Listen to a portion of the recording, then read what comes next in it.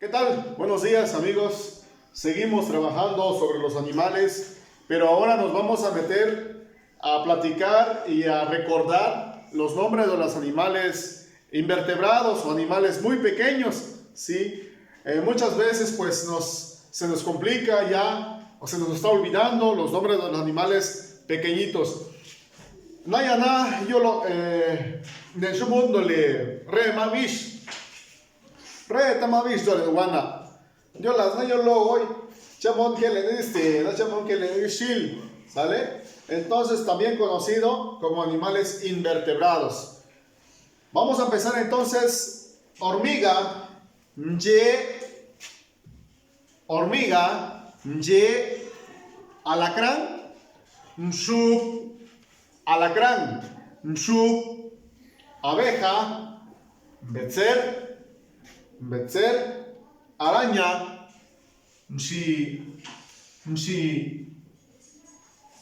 gusano, belut, gusano, lombriz, lombriz, mariposa, nshil, luciérnaga, uncot, cigarra, sigri, mosca, ngelas, mosquito, nchus, mliach, se dice zancudo, mliach, ¿sí? Shub, betzer, belut, shil, kot, sigiri, ngelas, nchus, mliach. Tamonakpla, lere, tamabish. Yo lo voy. Son algunos nombres de animales pequeños que están aquí en la lista. Si usted conoce algún otro animalito, puede escribir en los comentarios.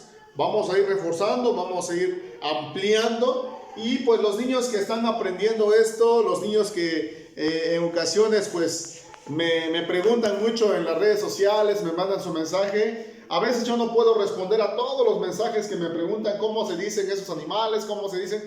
Y para eso estoy haciendo este video de manera general, para que los niños conozcan, ¿sale? De ahí pueden basarse para realizar pequeñas tareas. Algunas escuelas que están trabajando y reforzando la lengua materna, pues en buena hora.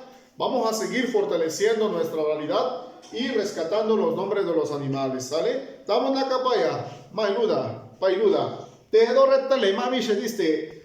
Te do retale, más soy yo, retama wan, retama bish, nayanda con retama shubi.